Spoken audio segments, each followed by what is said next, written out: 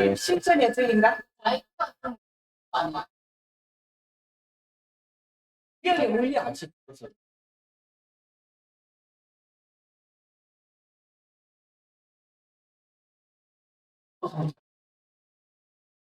맞네요. 200만 마이크 맞네.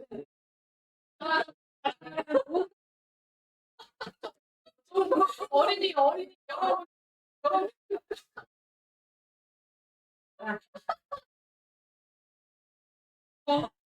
오늘은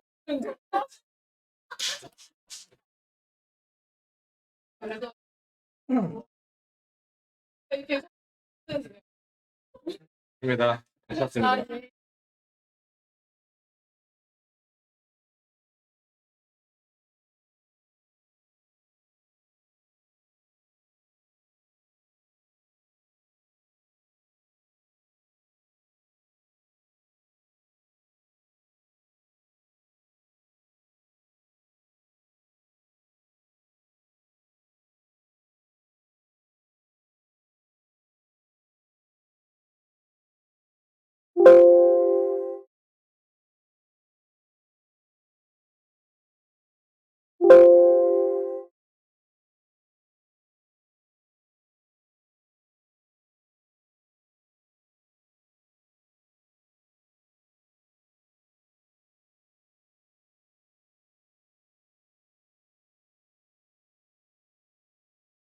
너무 되는가 확인해 줘야 돼. 약간 또 막, 여기까지 해.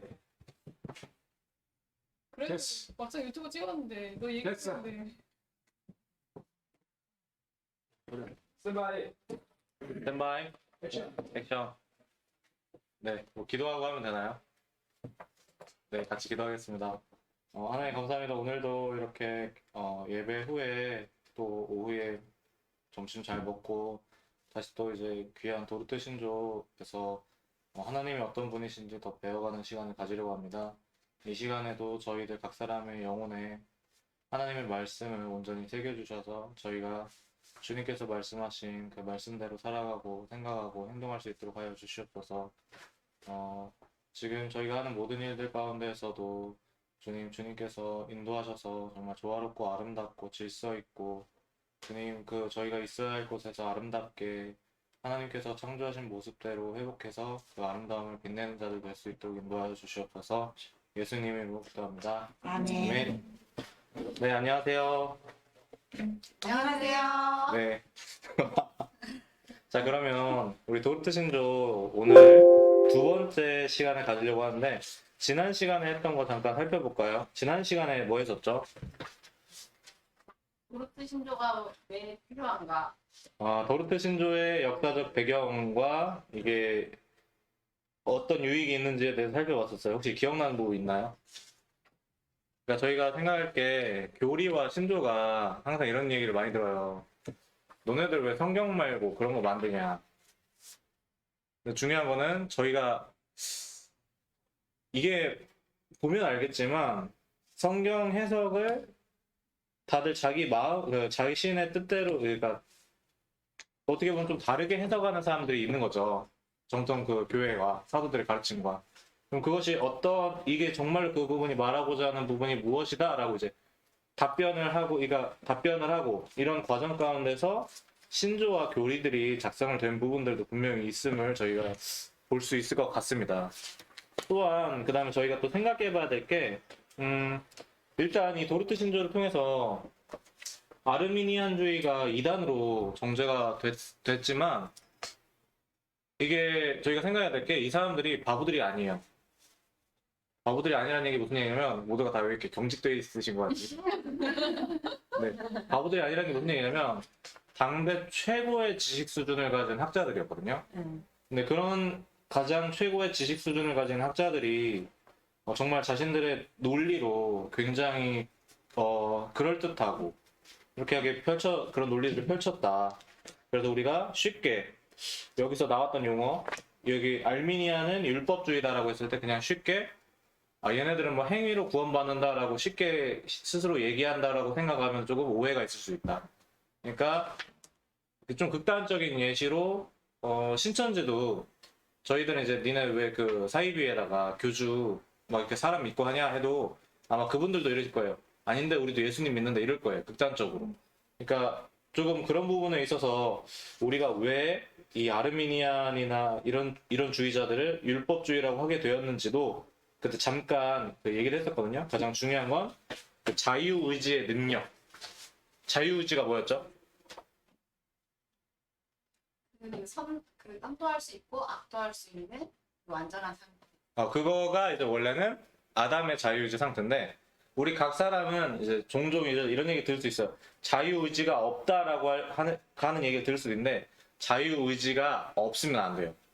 그러니까 무슨 얘기냐면 사전에 검색해보면 나겠지만 누가 강제로 억제하지 않는데 자신의 성향에 따라서 자발적으로 자유롭게 선택하는 게 자유의지예요. 근데 자유의지로 자발적으로 선택했는데 그 어느 누구도 하나님을 온전히 향할 수가 없는 거예요. 그러니까 온전히 향하고 온전히 믿고 온전히 하나님을 알 수가 없는 거예요.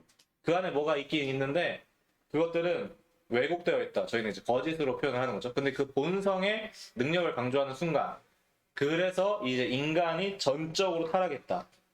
그래서 자유의지로 그 안에 거짓밖에 없어서 거짓만 행하는 건데 그거를 부정하게 되는 논리가 나올 때 우리가 이거는 율법주의예요 라고 말한다고 그때 했었습니다. 혹시 기억이 나시나요? 네. 지금 다들 고개를 끄덕이고 계시고 네, 감사합니다. 대답해 주신 우리 성도님. 네, 그래서 그럼 왜 그렇게 됐었는지에 대해서 잠깐 아주 짧게 얘기했었고 제1장 첫째 교리 하나님의 선택과 유기 부분 살펴보도록 하겠습니다. 20쪽입니다. 네, 제1항 모든 사람을 정죄하시는 하나님의 권리. 네, 시계의 반대 방향으로 돌아가면서 읽도록 하겠습니다. 모든 사람이 아담 안에서 범죄했기 때문에 저주와 영원한 죽음의 선언 아래 있게 되었다. 만약 하나님께서 모든 인류를 죄와 저주 아래 두시고 그들을 정죄하신다고 해도 그것은 하나님께서 어떤 불의를 행하시는 것이 아니다. 사도는 다음과 같이 말하였다. 이는 모든 입을 막고 온 세상으로 하나님의 심판 아래에 있게 하려 함이니라. 모든 사람이 죄를 범하였음에 하나님의 영광에 이르지 못하더니 죄의 싹은 사망이요. 네, 고맙습니다. 여기서 맨 처음에 보면 모든 사람이 어디에서 범죄했다고 나오죠? 아담 안에서. 아담 안에서. 그래서 저희가 생각해봐야 될 게 아담 안에서 범죄했다는 얘기가 뭔지를 좀 더 그 고민을 한번 해보면 좋을 것 같아요. 그러니까 무슨 얘기냐면 저희가 보통 생각을 할 때 나는 잘못을 안 했는데 왜 저는 죄인이에요라고 하잖아요. 근데 이제 그 기독교 교리에서 말하는 거는 나는 각자가 이렇게 따로 떨어져서 나온 게 아니라 아담 안에서 이렇게 아담 안에서 조금 표현이 좀 어렵죠. 근데 이제 어떤 의미가 있냐면 각자가 창조가 각자 개개인이 이렇게 됐으면 이쪽이랑 여기랑 상관이 있어요, 없어요? 각자 따로 한 거예요. 그럼 여기랑 상관이 있어요, 없어요? 없어요. 그죠? 이렇게 한 게 아니라 아담 안에서라고 하는데 근데 이제 아담 안에서라고 하는 부분이 제가 이 말을 해도 되는지 정확하게는 모르겠지만 한번 생각해 봐야 될 게 있어요. 어떤 거냐면 목사님이 계시면 조금 더 이제 명확하게 오류가 있다면 이제 지적을 해주시겠는데 목사님이 오시기 전에 한번 제가 얘기해 보겠습니다. 나중에 다시 이제 오시면 말씀 한번 나눠봐요. 키에르케고르라는 유명한 철학자가 있죠.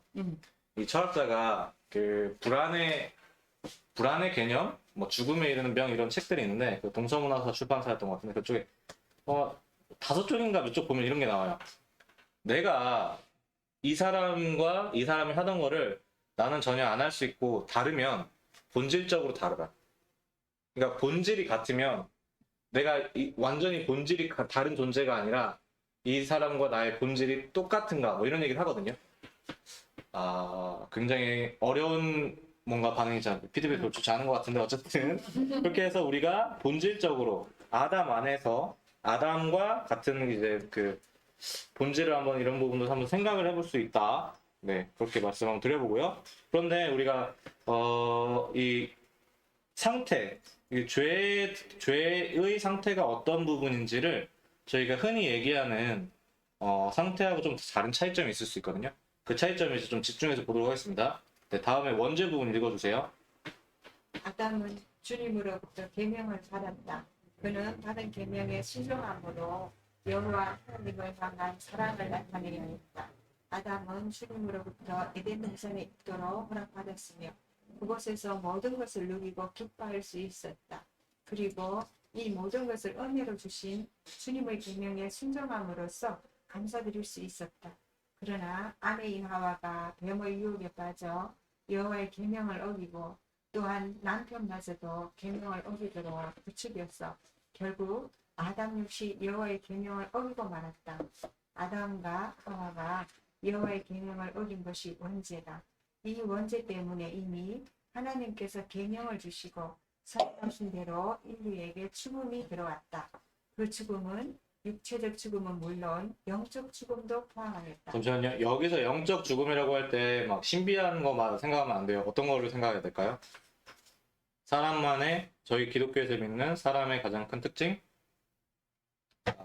지성적인 부분을 생각하면 좋습니다. 계속 읽어주세요. 원죄를 죄에 빠졌다라고 말하는데 그만큼 죄에 깊숙이 빠지는 것을 의미한다. 더욱이 아담의 후손에게 죄는 전가되었고 그 죄는 인간을 더욱 멸망 속에 들어가도록 만들었다. 네, 감사합니다. 계속 읽어주세요. 다음 분.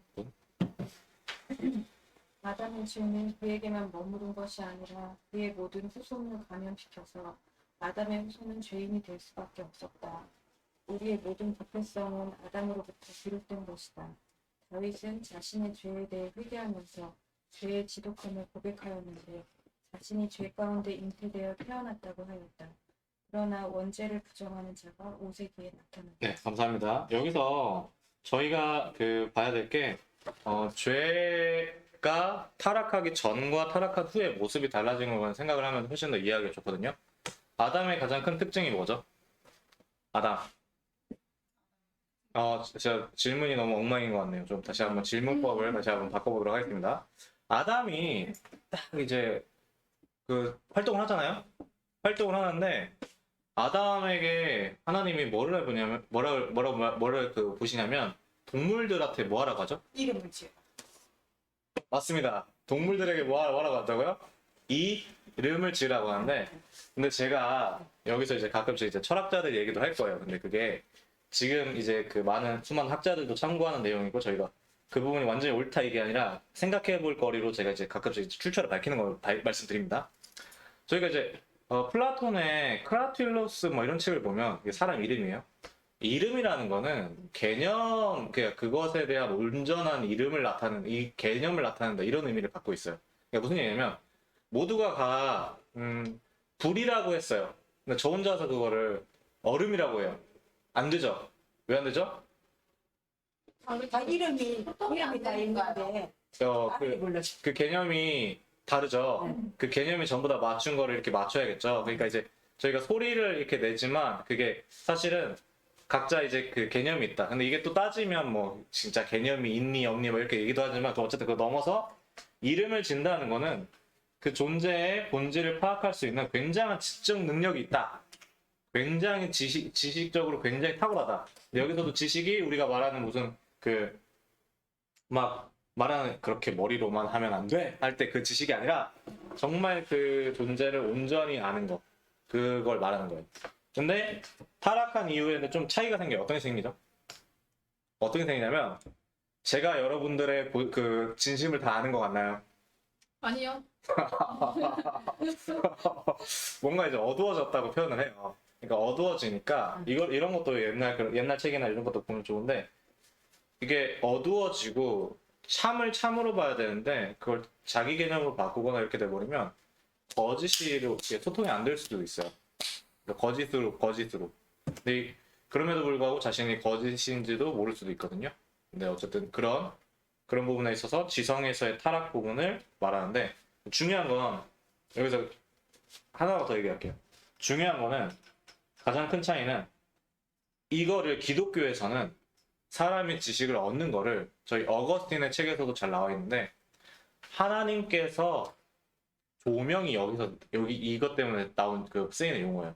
조명해 주셔서 모든 거를 이제 아는 거예요. 사람의 능력이 아니라. 그럼 사람이 그러면은 바른 거를 알아야 되는데 잘못 아는 거는 뭐 한 거예요? 하나님이 조명하셔도 자기가 뭐 하는 거예요? 잘못 왜곡시켜 버리는 거. 근데 여기서 생각해야 될 게 이게 막 신비적으로 하나님이 어떻게 터치했는데 이거 버텨 이게 아니라 하나님이 진실로 우리에게 이 자연에 대해서도 하나님에 대해서도 올바른 거를 계시하시고 조명하시지만 우리는 항상 왜곡되게 그것이 죄에 빠진 이후의 변화 이런 큰 차이로 생각하면 훨씬 더 좋을 것 같습니다. 그 다음에 여기에 원죄를 부정하는 자가 5세기에 나타났다 보이면서 이 펠라기우스라는 인물이 나오잖아요. 이 펠라기우스는 사람 이름인데요. 이 사람 5세기 사람이라고 하잖아요. 5세기에 누구하고 싸웠냐면 이제 어거스틴이라는 저희 교부 있죠. 아우구스티누스 이분하고 이제 논쟁을 하셔요. 근데 이 펠라기우스라는 사람이 저희가 이제 5세기 분이시지만 생각해보면 재밌는 게 나중에 여러분 혹시 칸트 알죠? 임마누엘 칸트. 임마누엘 칸트의 신학 같은 부분을 보면 놀라운 사실. 이 펠라기우스랑 되게 비슷해요. 엄청 비슷해요. 그러니까 제가 이제 강조하는 거는 저희가 이런 것들을 보면서 항상 옛날 사람들의 그 이름들을 많이 접해요. 얘네들이 없던 게 아니라 항상 이런 식으로 이름을 바꿔서 아래에 나와요. 그러면 얘가 사라지면 그 위에 있던 다른 또 있던 애들 있잖아요. 걔들이 또 이름을 바꿔서 와요. 근데 얘네가 항상 사라지던 게 아니라 항상 얘가 커졌다가 얘가 커졌다 이런 식으로 이름을 바꿔요. 그러니까 이름을 바꾸기 때문에 본질적인 내용이 거의 굉장히 흡사하기 때문에 옛날에 있었던 초대교회 이단들을 공부하는 거를 굉장히 중시합니다. 왜냐면 그 아래로는 지금 사상이 너무 많이 퍼져버려가지고 이거를 여기서부터 정리하는 대단하신 분들 계시겠지만 여기서부터 살펴보고 이렇게 하는 것도 굉장히 하나의 방법이 될 수 있거든요. 그래서 이런 펠라기우스 나오면 여기서 뭘 부정했다고 했죠? 원죄. 계속 그 옆에 읽어주세요. 펠라기우스는 아담의 죄는 아담의 죄로 끝났으며 인류에게 영향을 미치지 않았다고 주장하면서 원죄의 가르침을 부정했다. 지금 이 얘기 다시 제가 읽어보겠습니다. 펠라기우스 5세기 이단으로 정제됐던 이분이 아담의 죄는 아담의 죄지 왜 다른 사람들에게 죄가 있냐 이거 어디서 많이 들어본 것 같지 않나요? 원죄의 가르침을 부정을. 예, 이걸 가지고 원죄를 부정했다고 하는 거예요. 근데 이거 많이 들어보지 않았나요? 저만 들어봤나요? 저는 이런 사람 되게 많이 봤는데 장로교라고 하면서도 예? 어떤 사람? 아담의 죄와 저의 죄가 무슨 상관이에요? 이게 사실 누구 얘기 반복하는 거예요, 이게? 펠라기우스. 그렇죠. 펠라기우스 얘기를 반복하고 있다. 그러면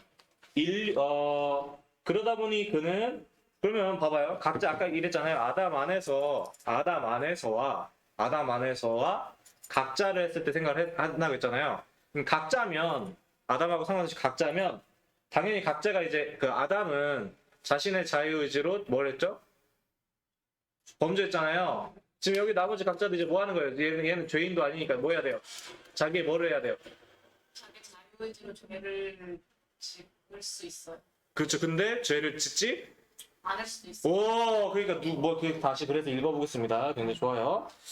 그러다 보니 그는 당연히 인간의 무엇을 강조했다? 자유의지의 능력을 강조하게 되었고 이러다 보니까 저희가 항상 말하는 게 본성이 저희가 아까 뭐라 그랬죠? 본성으로 하는 거는 율법주의라고 생각을 하면 굉장히 좋다고 했죠. 근데 본성이 내가 거짓인데 내가 자유의지를 다 행하는데 내 안에 뭐가밖에 없는데 거짓밖에 없는데 이거를 행해가지고 나의 구원을 이루려고 하는 것 이런 것들 율법주의라고 생각을 하면 제가 좋다고 했는데 여기 보면 펠라기우스가 딱 그렇게 얘기하고 있죠. 그러니까 저희가 봤을 때 이런 것들 때문에 결국 행위로 인한 구원을 가르쳤다 이렇게 간단하게 말하는 거예요. 자유의지의 능력을 강조하였고 행위로 인한 구원을 말하였다.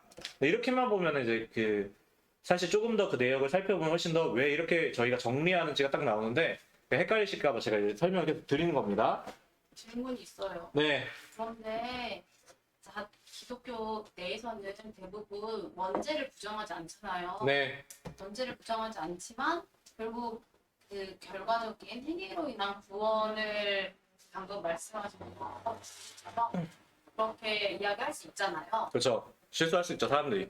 네, 그러니까 결국 율법주의처럼 행동하면서 원죄는 있어 말할 수 있잖아요. 네. 그러면 그것도 펠라기우스의 뿌리라고 볼 수 있나요? 그러니까 저희가 생각을 할 때 이제 제가 봤을 때는 그게 당연히 이제 제 입장에서는 그렇다고 보는데 이해를 해보자면 아마 이 죄라는 거 자체를 어떤 개념으로 이해했는지 좀 생각을 해봐야 될 것 같아요.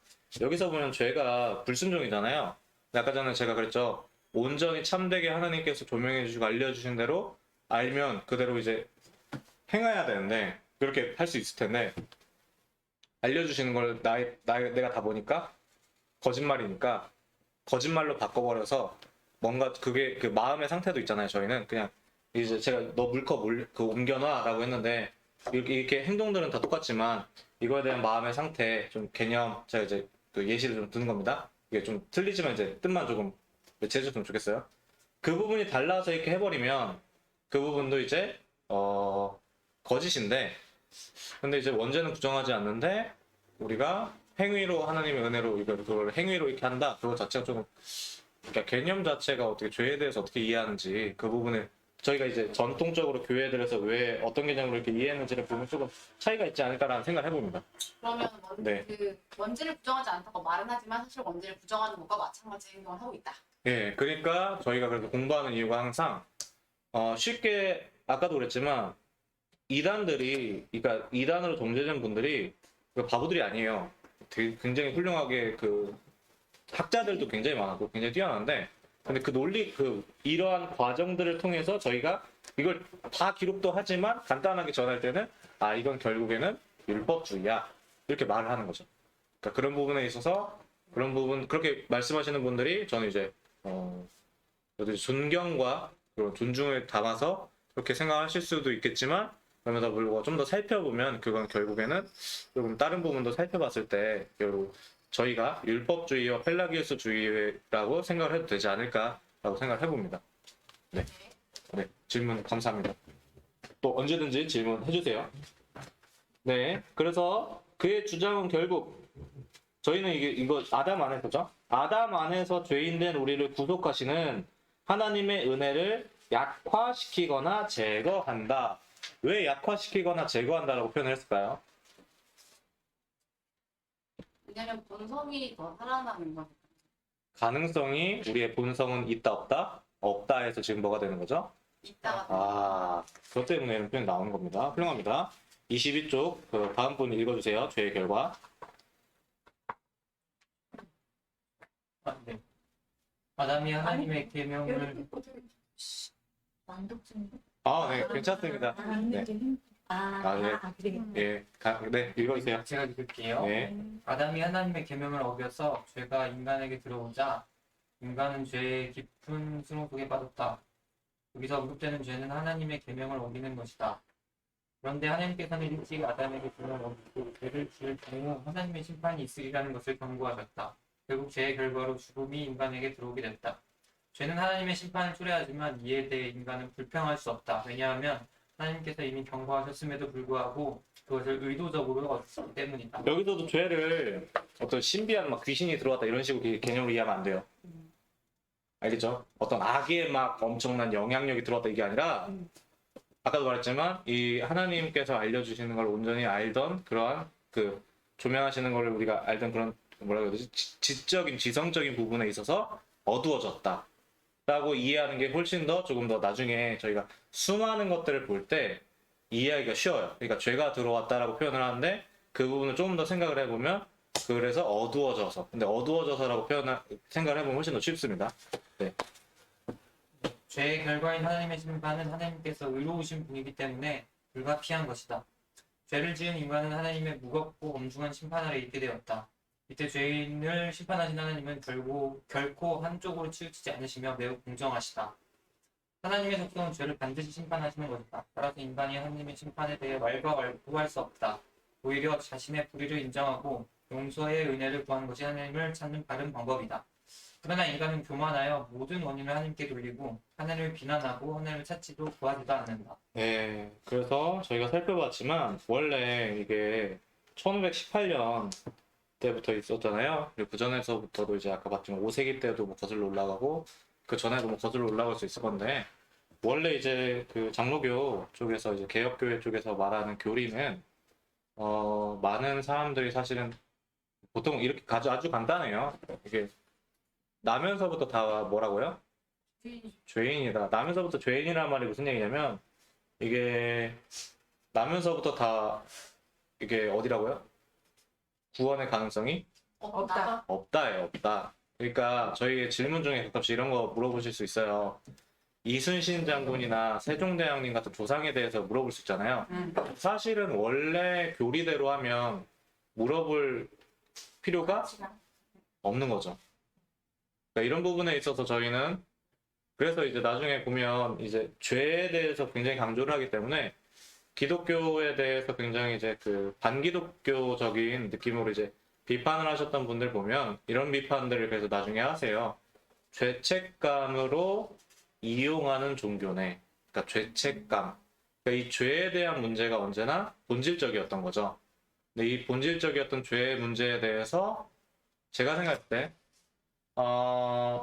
아니야. 하나님들, 너희들은 모두를 사랑하시고 너희들이 이렇게 하면 되는 거야. 라고 해버리면 굉장히 조금, 아름다워 보이지만 우리가 이제 그 진리라는 거를 믿는 종교잖아요. 진리가 있다고 생각하잖아요. 근데 이 진리가 옛날부터 있던 그 진리의 정말 참된 그 모습을 사람들에게 듣기 좋은 말이나 따르게 해서 말하는 것이 아니라 그 진리 그대로 말을 한다면 조금 더 이런 부분에서 좀 다르지 않았을까. 그리고 왜 수많은 그 철학자들이나 이런 사람들이 나중에 그런 비판을 했을 때 왜 그런 게 나왔을지도 이제 한번 생각해 많이 알게 될 것 같아요. 네. 그 다음에 죄에 대한 책임도 읽어주세요. 아담은 죄를 지은 후 하나님 앞에서 자신의 책임을 가지고 아내에게 물들여 하나님을 저질렀다. 죄에 대한 책임은 자신에게 있다. 죄에 대한 책임은 다른 사람, 더욱이 하나님에게 있지 않다. 따라서 아담은 하나님의 심판에 대해 불평하거나 원망할 수 없었다. 하나님께서 죄인들을 그대로 멸망에 처하게 하셨고 그분에게는 어떠한 잘못도 없다. 따라서 하나님의 은혜로 말미암아 자신의 죄를 깨닫는 죄인들은 자신을 철저히 낮추고 여호와께 용서를 구할 수밖에 없게 된다. 그런데 아담의 자손인 가인의 경우 죄를 지은 후 여호와께서 그의 죄를 드러내시자 시치미를 뗐으며 자신의 죄를 지극히 가볍게 보았다. 하나님의 심판이 선언되었음에도 불구하고 자신을 경건한 자로 포장하였다. 그는 결국 계속되는 하나님의 은혜를 거부하고 스스로 구원에 합당치 않은 자로 자처하여 여호와 불편하고 말았다. 저희가 여기서 그 가인의 모습에 대해서 한번 볼 수 있죠. 저희가 이제 그러니까 복음을 전할 때 저희가 우리가 죄인이기 때문에 예수님이 구속자시다라는 건 당연히 이제 다 알잖아요. 근데 이런 부분들에 있어서 이제 저희가 이제 신학적으로 역사적으로 봤을 때 저희가 생각하는 이게 그럼에도 불구하고 이게 100% 맞다라고 쉽게 말하기는 어렵지만 복음이 선포되었을 때 그 복음이 그 말씀이 그 사람 안에서 역사할 때와 자신의 본성으로 거짓된 반응을 할 때를 뭐 조금씩 이제 볼 수도 있거든요. 이게 100% 맞다 이렇게 쉽게 얘기하기는 어렵겠지만 그럼에도 한번 살펴보면 하나님의 은혜로 말미암아 그 복음이 그 사람에게 적용이 되어서 그 복음으로 자신의 죄를 깨닫는 죄인들은 이제 이때 그래서 저희가 회심이라는 용어가 이때 많이 나오는 거예요. 저희 그 수많은 기독교 목사님들이나 수많은 믿음의 선진들을 보면 이런 비슷한 경험들을 많이 하셨거든요. 그런 부분들에 있어서 자신을 철저하게 낮추고 여호와께 용서를 구할 수밖에 없게 된다. 어느 정도냐면 공통적으로 이런 고백을 많이 해요. 그러니까 왜 말씀에도 나오지. 제가 주께만 범죄하였나이다. 내가 예수 없으면 당연히 지옥 가는 존재네요. 저는 예수님이 필요합니다. 그리고 예수님께서 구속자가 되어주시는데 인간의 전적인 타락을 인정하면서 예수님이 하나님이셨군요 라고까지 이제 구속자 하나님의 그 은혜, 감격하고 고백하고 이런 것들을 그 선배들이 많이 이제 그 여러 역사를 살펴보면 이런 공통적인 내용들로 고백을 하는 거 볼 수 있어요. 근데 가인의 경우에 이제 죄를 드러내셨다고 하는데 제가 아까 그랬지만 하나님께서 드러내시는 걸 사람이 뭐 한다고요? 그대로 하는 게 아니라 사람이 뭐 한다 그랬죠? 왜곡시켜서 시치미를 떼며 자신의 죄를 가볍게 보거나 하나님의 심판이 선언되었음에도 불구하고 자신을 경건한 자로 포장하였다. 그래서 이게 하나님께서 이렇게 그 말씀을 선포되고 은혜를 가운데 은혜를 이렇게 선포하지만 그는 결국에는 거부하고 거절하고 이렇게 자신의 본성으로 왜곡하는 모습, 이런 부분을 볼 수가 있습니다. 네, 그 밑에 하나님의 그리고 제가 아까 키에르케고르 얘기했는데 혹시라도 키에르케고르에 대해서 조금 이제 장로교에서 좀 좋게 생각할까봐, 그러니까 올바르다고 생각하실까봐 오해가 없도록 제가 말씀드리면, 제가 보는 키에르케고르는 뭐 많은 분들도 그렇게 보실 수도 있는데 결국에는 그 키에르케고르도 율법주의의 느낌이 강해요. 그리고 키에르케고르 같은 경우는 굉장히 이제 그 뛰어난 거는 천재적인 면이 있는데 저희가 나중에는 이제 어렵나요 혹시 제 얘기요? 들어보시오. 쉽지는 않네요. 게오르크 헤겔이라고 들어보셨나요, 여러분? 헤겔 할아버지 알죠? 초등학생들한테 말하면 되겠지? 그 헤겔이 엄청 유명하잖아요. 근데 이분이 굉장히 되게 유명하게 이분의 공로로 하는 것 중에 하나가 이전에 뭐 회의론적인 회의주의 뭐 그거를 극복을 했네 뭐 이런 말도 나오는데 이분을 극복했다라고 이분 거를 한 번 더 이게 극복했다라고 표현을 하더라고요. 그런 식으로. 그게 키에르케고르. 그런데 이 키에르케고르도 제가 봤을 때는 이렇게 제 생각에 율법주의적인 느낌이 있고 무엇보다도 나중에 계속 배울 거예요. 영지주의라는 단어를 많이 할 건데 제가 생각할 때는 결국에는 영지주의 안에 있지 않았나 라는 생각을 해볼 수 있습니다. 그래서 키에르케고르께서 근데 이제 저희가 생각할 게 이런 분들 그냥 다 잘라내면 안 돼요. 그분들 거를 많이 섭렵도 하고 배울 거 배우고 잘못된 거 잘못됐다고 하고 이렇게 해야 돼요. 진짜로 만약에 저희가 다 잘라내면 어떻게 되죠? 저희 어디로 가야 돼요? 갈 데가 없어요. 저희끼리 모여 살아야겠죠. 말을 짓고. 그럼 어떻게 됐어요? 네, 더 이상 말하지 않겠습니다. 그리고 배울 점도 많이 있어요. 그리고 훌륭하신 학자들이세요. 네. 하나님의 공의와 사랑, 죄에 대한 하나님의 심판은 인간으로 하여금 영원히 멸망하도록 내버려 두는 것이다. 이게 가장 큰 거예요. 죄인 되면, 그러니까 하나님께서 죄인 되면 이제 사랑하는 자에게 매를 대시고 내버려 두는 거 사생하라 그랬잖아요. 말씀도 보면. 사실은 그래도 하나님의 가장 큰 심판은 내버려 두심. 자기들이 하고 싶은 대로 가서 자기들이 갈 곳을 가다가 결국 내버려둬서 그대로. 이게 신정론에 나중에 그러는 부분도 나옵니다. 때로는 하나님은 사랑이시다라는 구절을 인용하면서 하나님의 심판을 부정하는 자들이 있는데 이게 사실 요즘에 이런 얘기를 너무 많이 하셔서 쉽게 얘기하기가 어려운 부분이긴 한데 분명히 이렇게 하나님은 사랑이시다라는 부분만을 너무 강조하면서 이제 하나님의 심판을 부정하는 자들인데 어떻게 하나님이 그렇게 사람들 다 그럼 수많은 사람들 우리 조상들 다 지옥 가냐? 그러면 구원받은 자보다 심판받은 자들이 더 많은데 하나님 실패하신 거 아니냐? 한 영혼의 가치가 어느 정도인데 그런 사람 있어요. 한 영혼의 가치가 어느 정도인데 그게 참 분명히 차이가 있긴 있는 것 같아요. 네, 이는 죄로 물든 인간의 이성으로 인한 판단이다. 여기서도 중요한 부분 나왔습니다. 이거 한 구절 한 구절이 전부 다 이제 공부할 거예요. 지금 인간이 사실은 여기서도 뭐지만 인간이 뭐 할 수 있다고 생각하는 거죠? 인간이 판단하거나 인간이 지식을 생성해내거나 인간에게 뭔가 있는 거예요. 이걸 이성인데 인간 스스로의 생각으로 판단하고 생각하고 지식을 내고 이런 것들에 대해서 이제 저희는 다르다라고 얘기하는 거예요. 이들은 하나님을 불의한 분으로 생각하는 셈이다. 완전히 다르죠. 한쪽은 너무 이 구원은 어마어마한 구원이다. 한쪽은 하나님 실패자야? 이래도 전혀 다르죠. 그러나 유일하게 의로우신 분은 하나님 한 분밖에는 없다.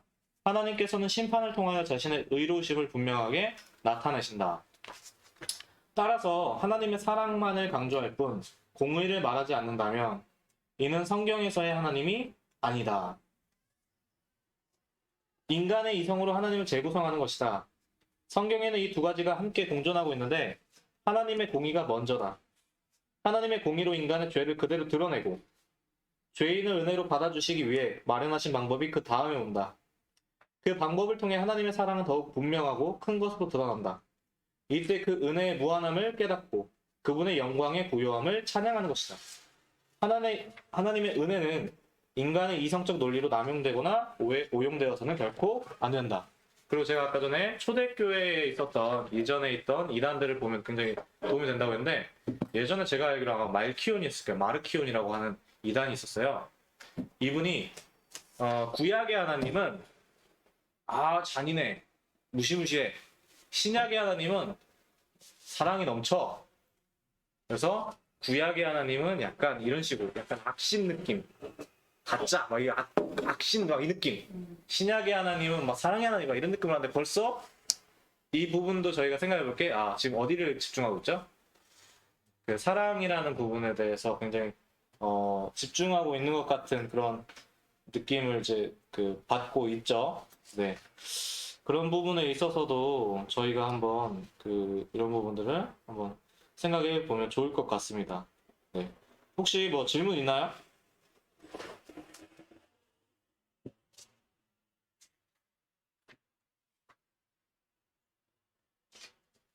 없으면 제가 또 추가로 말씀드리겠습니다. 요즘 이런 얘기가 막 있어요. 저는 결코 저희 장로교에 다른 분들의 이단이라고 하면 그런 게 아닙니다. 어떤 거냐면 논쟁 중에 뭐 이제 이제 본성이 악하다 했잖아요. 이거를 준비를 시킨다 뭐 이렇게 하면서 이제 먼저 율법적으로 정죄를 많이 선포해야 된다. 그 다음에 정죄를 어느 정도 선포하다가 복음을 전해야 된다. 이렇게 표현하시는 분들 계시거든요. 여기서 보면 비슷한 내용이 나오잖아요. 하나님의 공의가 먼저다. 하나님의 공의로 인간의 죄를 그대로 드러내고 죄인을 은혜로 받아주시기 위해 발현하신 방법이 그 다음에 나온다 이러잖아요. 근데 이제 저희가 생각해볼 게 아까도 말했지만 마르키온 얘기도 하는 것도 사랑만 강조하는 부분을 얘기하잖아요. 근데 그렇다고 해서 죄만 먼저 따로 떼고 얘기하느냐 이것도 한번 생각해볼 거리가 있는 것 같아요. 왜냐면 제가 이제 막스 베버의 프로테스탄트 윤리와 자본주의 정신을 보면 막스 베버라는 사람은 칼빈주의자로 굉장히 제가 알기로 유명한 학자거든요. 그분의 책에 보면 분명히 이렇게 나와 있어요. 저희는 이제 개혁교회죠. 저희는 이제 장로교 개혁교회죠. 루터교가 있어요. 그러니까 거기에 구절이 이런 게 나와요. 루터교는 율법을 먼저 말하고 복음을 전했는데 개혁교회는 복음을 말하고 율법을 말해가지고 루터교가 개혁교회 보고 니들은 율법주의자라고 비판을 했다는 내용이 나와요. 그럼 부분을 봤을 때는 저희가 이제 제가 누구를 이단이라고 하는 게 아니라 그러니까 그게 아니라 한번 생각해볼게. 이런 순서에 있어서 이거 아까도 말했지만 본성이 거짓이잖아요. 그 본성에게 저희가 전하려는 거는 이 본성을 어떻게 하려는 게 아니라 이 본성이 할 수 있는 건 없고 온전한 말씀. 그러니까 사랑만 하는 것도 아니고 이제 구약만 남겨서 이렇게 무시무시하게 하는 것도 아니고 온전한 말씀을 그냥 저희는 이제 우리 안에 복음으로 이렇게 성령 연애로 이렇게 선포하는 거고 그 가운데 그 본성은 안 됐지만 그 가운데 진짜로 하나님께서 정말 도장을 찍듯이 제가 계속 이제 이런 말을 쓸 거예요. 도장을 찍듯이 그 안에 새겨주는 거. 그럼 도장은 직접 들어와야 안 들어와요? 도장은 직접 들어오진 않지만 분명히 같은 모양이 여기에 있죠. 그런 것처럼 마음 안에 그 말씀을 이렇게 새겨주게 되는 것이 가장 한번 생각해봐야 될 중요한 우리의 교리적인 측면이 아닐까, 교리적인 측면들을 다 이해하는데 중요한 부분이 아닐까라고 생각을 해보면서 오늘 제2주 제1항 모든 사람을 정죄하시는 하나님의 권리, 그래서 우리 각 사람 모두도 아담 안에서 범죄했다와 그렇지 않다라는 부분에 있어서 어떤 것들을 생각해 볼 수 있는지에 대해서도 나눠보는 시간을 마치도록 하겠습니다. 다음 주는요, 제3주차는요, 제2항 하나님의 사랑이 나타나신 부분을 하도록 하겠습니다. 질문이 없으셨던 것 같으면 기도하고 마칠까요? 근데 지금 이제 제가 아무래도 이런 뭐 정식으로 전도사가 된 건 아니지만 전도사로서 이렇게 하기가 좀 헷갈려서 그런데 지금 이때 제가 기도하고 그냥 끝나도 되는 건가요? 뭐 찬양한 것도 주기도문 해야 되나요? 원하시는 대로 기도하고 요건 마치고 프로그램 진짜 그냥 성경 공부하고 기도하고 마치고. 네, 그럼 제가 그냥 기도하고 마치고 주기도문하고 집에 가겠습니다. 하나님 감사합니다. 오늘 이렇게 도르트 신조, 저희 선배들이 이렇게 잘 정리해 주신 이 귀한 신조를 같이 공부하였습니다.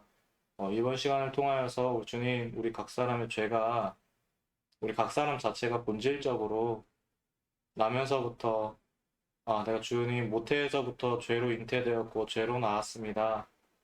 그리고 나에게 있는 것은 거짓밖에 없고 하나님의 말씀만이, 그리고 그 말씀이 내 안에서 온전히 역사하실 때만이 주님, 제가 그 말씀으로 말미암아 주님을 믿을 수 있습니다. 이것을 바르게 알게 하여 주시옵고, 이제 정말 나가면서 수많은 또 얘기들을 듣기도 하고 수많은 가운데에서도 항상 우리가 바른 진리 가운데 거할 수 있도록 하여 주시옵고, 언제나 흔들리지 않고 그 말씀으로 말미암아 말씀의 빛으로 드러나며 사는 사람들 되게 인도하여 주시옵소서. 감사드리며 예수님 이름으로 기도합니다. 아멘.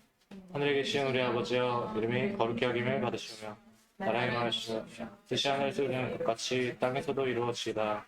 오늘날 우리에게 일어나는 것을 주옵시고, 우리가 우리에게 죄진 자를 사하여 준 것 같이 우리 죄를 사하여 주옵시고, 우리 시험에 들게 하지 마옵시고 다만 악에서 구하옵소서. 그의 나라와 권세와 영광이 아버지께 영원히 있사옵나이다. 아멘. 네, 감사합니다. 네. 이거를 다 하게 되면 그걸 좀 분별할 수 있는 게 생길까요? 벌써 굉장히 많이 생길 수 있죠. 네, 잠깐 녹화 중지를 해야겠죠? 네.